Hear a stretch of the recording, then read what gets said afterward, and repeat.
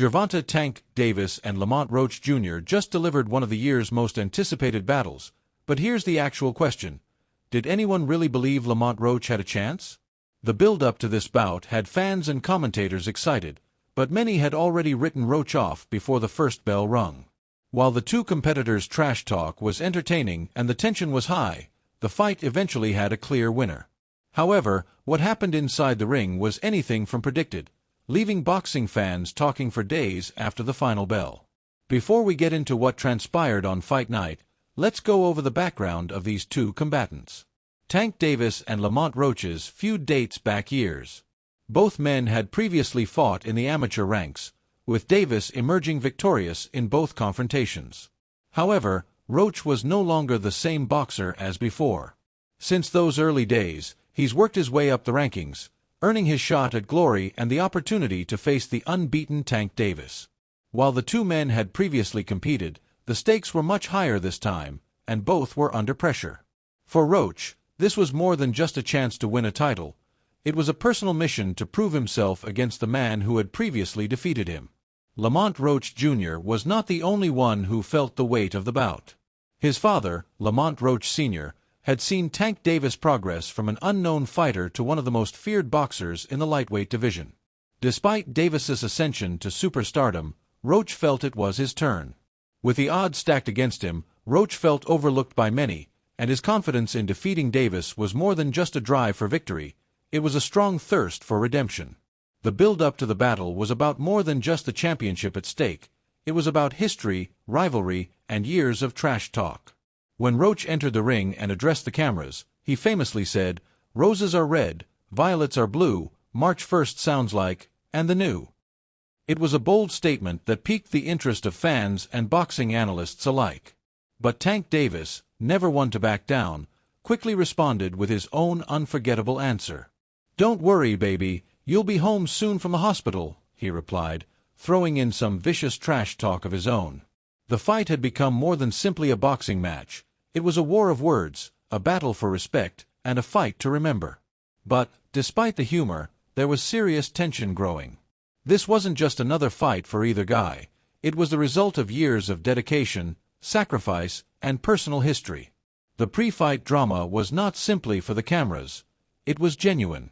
Both competitors had something to prove, and it was evident from the start that this fight was personal to both of them. As fight night neared, the belief was that Tank Davis was the clear favorite. The man was on a tear in the lightweight division, knocking out opponent after opponent with ruthless precision and speed. Davis had wreaked havoc on everyone from Frank Martin to Ryan Garcia.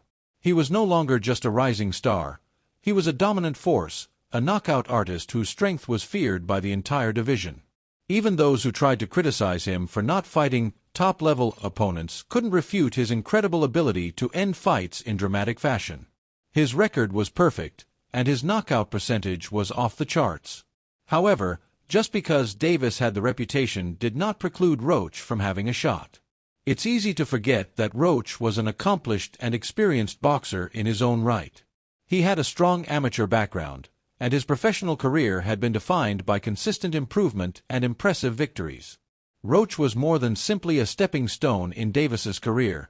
He posed a serious threat. Even while many commentators predicted another easy victory for Tank, there was always the possibility that Roach might pull off an upset. After all, boxing is unpredictable, and anything may happen in the ring.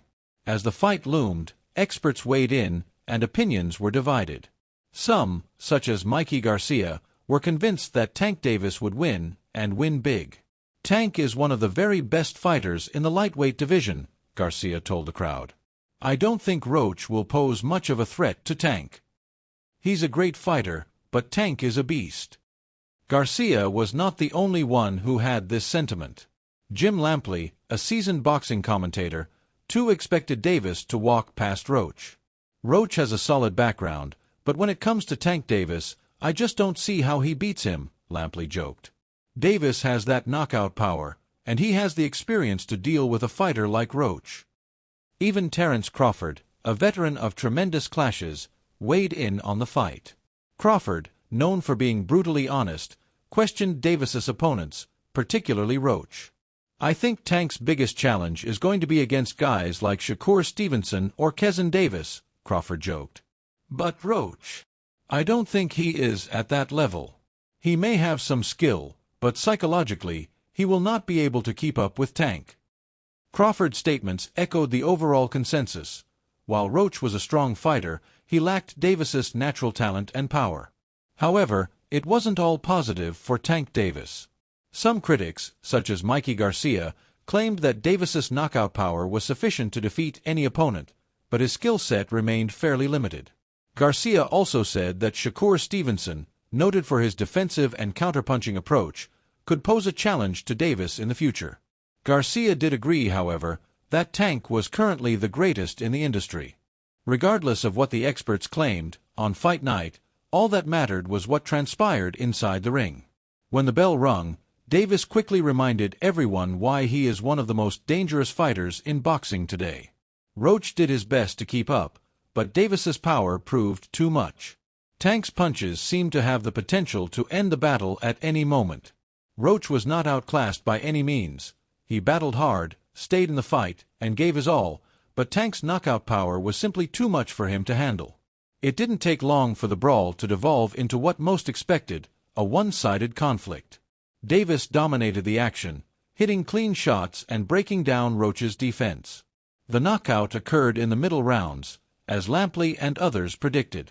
Roach's corner had had enough, and they threw in the towel, ending the fight. After that, the reactions flooded in. Fans, analysts, and previous boxers all commented on the outcome. Most people were thrilled with Tank's performance, although some thought the fight was too easy for him. The question on everyone's mind was, what happens next for Tank Davis?